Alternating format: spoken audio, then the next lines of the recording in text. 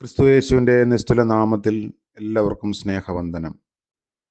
ഇന്നത്തെ നമ്മുടെ ധ്യാനത്തിനായി വിശുദ്ധ യോഹന്നാൻ എഴുതിയ സുവിശേഷം 16-ാം അധ്യായം 12-13 വാക്യങ്ങൾ.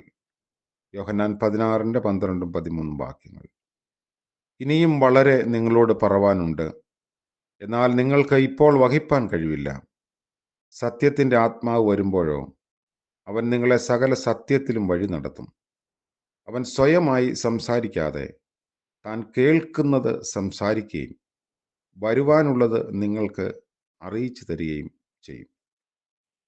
കർത്താവിൻ്റെ പരിശുദ്ധ നാമം വാഴ്ത്തപ്പെടട്ടെ.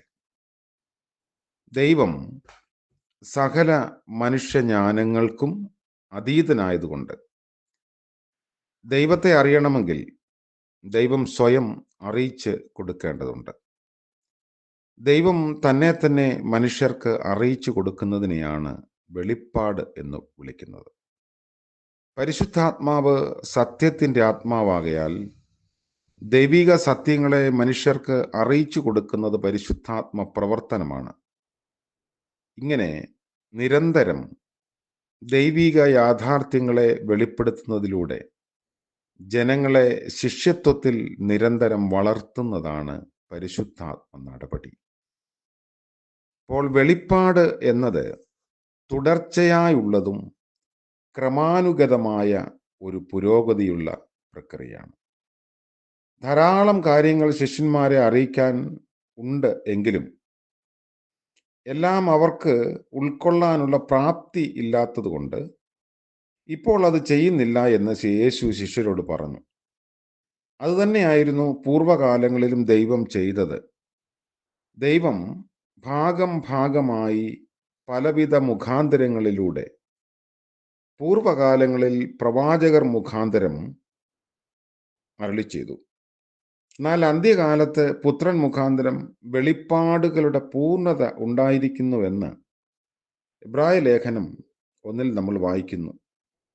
എങ്കിലും യേശുവിനെ കുറിച്ചും അവിടുത്തെ രാജ്യത്തെക്കുറിച്ചും ശിഷ്യർക്ക് ക്രമേണ മാത്രമേ മനസ്സിലാക്കാൻ സാധിക്കുകയുള്ളൂ. 2, പരിശുദ്ധാത്മാവ് സത്യത്തിൻ്റെ ആത്മാവായതുകൊണ്ട് താൻ തന്നെയാണ് സത്യമെന്ന് പ്രസ്താവിച്ച യേശുവിങ്കൽ നിന്നും സ്വീകരിക്കുന്നവ മാത്രമാണ് വെളിപ്പെടുത്തുന്നത്. യേശുവിൻ്റെ പരസ്യ ശുശ്രൂഷയിലൂടെയും തൻ്റെ സഹന മരണ പുനരുദ്ധാനങ്ങളിലും വെളിപ്പെട്ട സത്യമാണ് യേശുവിൻ്റെ സത്യം. പിന്നീട് സഭ പ്രസ്താവിക്കുന്ന ദൈവിക സത്യവും സുവിശേഷവും ഈ അടിത്തറയിൽ തന്നെ ആയിരിക്കേണ്ടതുണ്ട്. ഞാൻ നിങ്ങളോട് അറിയിച്ചതൊഴികെ മറ്റൊരുത്തൻ വന്ന് വേറൊരു സുവിശേഷം നിങ്ങളോട് അറിയിക്കുമെങ്കിൽ അവൻ സ്വർഗത്തിൽ നിന്ന് ഒരു ദൂതനായിരുന്നാലും സഭയിൽ നിന്ന് ശപിക്കപ്പെട്ടവനാകട്ടെ എന്ന് ഗലാത്യ ലേഖനം 1-ാം അധ്യായത്തിൽ പൗലോസ് അപ്പോസ്തലൻ പറയുന്നത് ഈ അർത്ഥത്തിലാണ്. 2, എല്ലാ സത്യവും പരിശുദ്ധാത്മാവിലൂടെയാണ് വെളിപ്പെടുന്നത്. മതപരമെന്ന് വിശേഷിപ്പിക്കപ്പെടുന്നവ മാത്രമല്ല സത്യങ്ങൾ. ലോകത്തെ കൂടുതൽ സുന്ദരവും വാസയോഗ്യവുമാക്കി തീർക്കുന്നതിന് സഹായിക്കുന്ന എല്ലാ പ്രചോദനങ്ങളും കണ്ടെത്തലുകളും ദൈവത്തിങ്കൽ നിന്നാണ്. ഉണ്ടാക്കിയെടുക്കുന്നവയോ കണ്ടുപിടിക്കുന്നവയോ അല്ല സത്യങ്ങൾ. മനുഷ്യബുദ്ധി സത്യത്താൽ പ്രകാശിതമാവുകയാണ് ചെയ്യുന്നത്. അത്തരത്തിൽ സത്യം അനന്തമാണ്.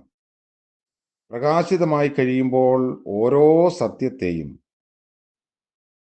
മനുഷ്യൻ അവരുടെ സ്വാർത്ഥതയ്ക്കായി ദുരുപയോഗപ്പെടുത്തുകയും വളച്ചൊടിക്കുകയും ചെയ്യുന്നു എന്നതാണ് ഏറ്റവും വലിയ അപകടം. ഓരോ സത്യത്തെയും യേശുക്രിസ്തുവിൽ കൂടെ വെളിപ്പെട്ട സത്യത്തിൻ്റെ ശൈലിയിൽ നമ്മൾ മനസ്സിലാക്കേണ്ടതുണ്ട്. അല്ലെങ്കിൽ സത്യത്തിൻ്റെ ആപേക്ഷിക നിലപാടുകൾ സത്യത്തെ മുഴുവൻ അന്ധകാരമാക്കി തീർക്കും. ഈ ഭാഗം നമ്മളോട് പങ്കുവയ്ക്കുന്നു യേശുക്രിസ്തുവിലൂടെയാണ് വെളിപ്പാടിൻ്റെ പൂർണ്ണത എന്നത്. ക്രിസ്തുവിൻ്റെ ആളത്വത്തെ പൂർണ്ണമായി ഉൾക്കൊള്ളാൻ നമുക്ക് കഴിഞ്ഞിട്ടുണ്ടോ എന്നത് അതിൻ്റെ അടിസ്ഥാനത്തിൽ ചിന്തിക്കേണ്ടിയിരിക്കുന്നു. ക്രിസ്തു എന്ന തലയോളം വളർന്നു വരുന്ന നമ്മുടെ ജീവിത പ്രക്രിയ നമ്മൾ തുടർന്നുകൊണ്ടേയിരിക്കുന്നു. ഞാൻ പിടിച്ചു കഴിഞ്ഞു എന്ന് നിരൂപിക്കുന്നില്ല. പിടിക്കാമോ എന്ന് വെച്ച് മുൻപോട്ട് ആയുന്നതേ ഉള്ളൂ, അല്ലെങ്കിൽ ഓടുന്നതേ ഉള്ളൂ എന്ന പൗലോസിന്റെ പ്രസ്താവന നമ്മളെ കൂടുതൽ വിനയാന്വിതരാക്കി തീർക്കേണ്ടതുണ്ട്. സ്വർഗത്തിന്റെ മഹിമകൾ വെടിഞ്ഞ് ഭൂമിയിൽ അവതരിച്ച് സ്വയം പരിമിതവൽക്കരിക്കപ്പെട്ട് സഹന മരണങ്ങളിലൂടെ ഉയർത്തെഴുന്നേറ്റ കർത്താവിന്റെ സത്യത്തിൽ നിന്നും അന്യപ്പെട്ട സത്യങ്ങളെ, അതായത് സമൃദ്ധിയുടെയും പദവികളുടെയും അധികാരത്തിൻ്റെയും മാത്രം സുവിശേഷങ്ങളെ നമ്മൾ തിരിച്ചറിഞ്ഞ് നിരാകരിക്കേണ്ടതും അനിവാര്യമാണ്. ലഭിച്ച നന്മകളെ ദൈവബന്ധത്തിൽ നിരന്തരം സൂക്ഷിക്കാൻ ദാതാവായ ദൈവത്തെ ദാനങ്ങളെക്കാൾ ഉപരി സ്നേഹിക്കാൻ കഴിയുന്നതിന് നിരന്തര ജാഗ്രത സൂക്ഷിക്കാൻ നമുക്ക് പ്രാർത്ഥിക്കേണ്ടതുണ്ട്.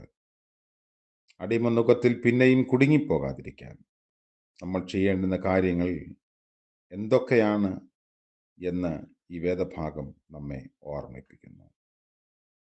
പ്രാർത്ഥിക്കാം. സകല സത്യത്തിലേക്കും ഞങ്ങളെ വഴി നടത്തുന്ന പരിശുദ്ധാത്മാവിനെ ഞങ്ങളോട് കൂടെ ഇരിക്കേണ്ടതിന് അയച്ചു തന്ന പിതാവാം ദൈവമേ, വെളിപ്പെട്ട് കിട്ടുന്ന സത്യങ്ങളെ സ്വാർത്ഥതയ്ക്ക് വേണ്ടി ദുരുപയോഗം ചെയ്യാതെ വിനയത്തോടെ ജീവിക്കാനും അവിടുത്തെ ശിഷ്യത്വത്തിൽ വളരാനുമുള്ള കൃപ ഞങ്ങൾക്ക് നൽകണമേ. ഇന്ന് പകൽക്കാലം ആ ഒരു വലിയ ബന്ധത്തിൽ നിന്ന് അന്യപ്പെട്ടു പോകാതിരിക്കാൻ ഞങ്ങളെ തന്നെ ഇടയാക്കണമേ. അതിനുള്ള ബലവും കൃപയും ഞങ്ങൾക്ക് നൽകണമേ. ഇന്ന് ജന്മദിനം ആഘോഷിക്കുന്ന പ്രിയപ്പെട്ടവർ, വിവാഹ വാർഷികം ആഘോഷിക്കുന്നവർ എല്ലാവരെയും ഓർത്ത് പ്രാർത്ഥിക്കുന്നു. കരുണയുടെ പുതിയ വർഷം ദൈവം തമ്പുരാൻ ദാനം ചെയ്യണമേ. യേശു മശിഹ മൂലം പ്രാർത്ഥിക്കുന്നു, കൃപയോടെ കേൾക്കുമാറാകണമേ. ആമേൻ. സകല ബുദ്ധിയെയും കവിയുന്ന ദൈവിക അനുഗ്രഹവും കൃപയും നാം ഏവരോടും കൂടെ ഇന്നും എന്നേക്കും ഉണ്ടായിരിക്കുമാറാകട്ടെ. ആമേൻ.